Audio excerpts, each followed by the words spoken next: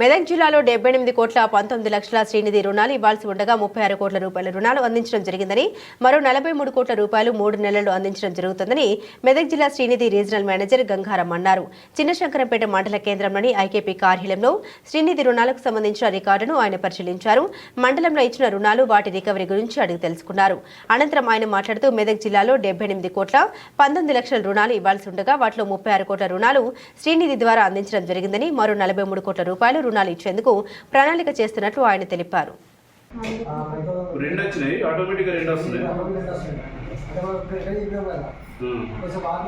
రసీదు కూడా వస్తుందమ్మ ఇట్లా శ్రీనిధి క్లియర్. ఇప్పుడు దీంట్లో ఈ ఫోన్పే ద్వారా చేసింది అది కొంచెం రసీదు ఇబ్బంది కదా, మెంబర్లు అడుగుతారు కదా, రసీదు కూడా వస్తుంది.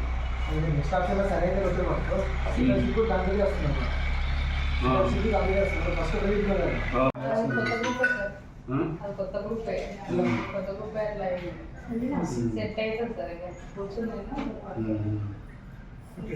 సార్. అదే కదా సార్ ఎక్కువ అనిపించారు.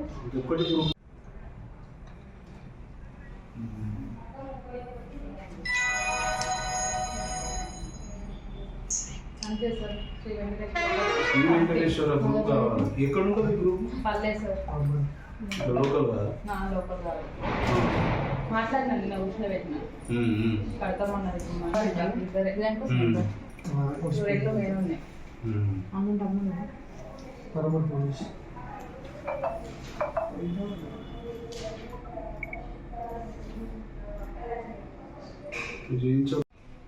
శ్రీనిధి రీజనల్ మేనేజర్ నేను.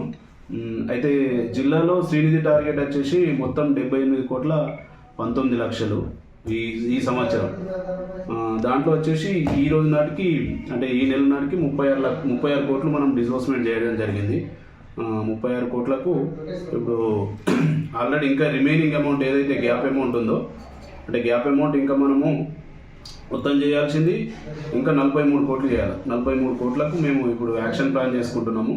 అదే రకంగా అన్ని మండలాల్లో కూడా వివోఏలు, సీసీలు, ఏపీఎన్తో రివ్యూ మీటింగ్ యాజ్ పర్ మన డిఆర్డిఓ ఇన్స్ట్రక్షన్స్ ప్రకారము రివ్యూ మీటింగ్ పెట్టేసి అది ఎట్లా చేయాలి, 3 నెలలు ఎలా కంప్లీట్ చేయాలనేది యాక్షన్ ప్లాన్ చేసుకుంటున్నాము.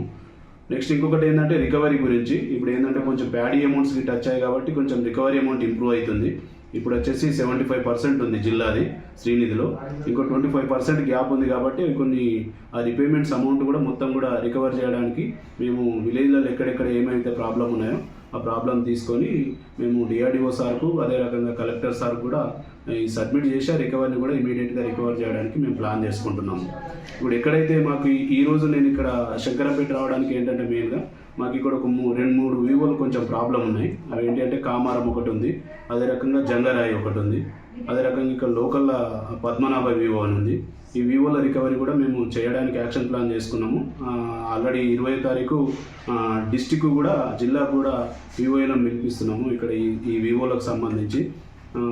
ఈ రికవరీ చేయడానికి ఏంటంటే ఏమేమి ప్రాబ్లం ఉన్నాయి, ఎక్కడ ఇబ్బందులు ఉన్నాయా, ఏమున్నాయా అనేది మేము ఫీల్డ్ లెవెల్లో మేము అబ్జర్వ్ చేసి ఆ రిపోర్ట్ని సార్కి ఇవ్వడం అనేది జరుగుతుంది. ఖచ్చితంగా ఈ మంత్ ఎండ్కు ఈ మండల్ది కూడా రికవరీ % ఇంప్రూవ్ అవుతుంది.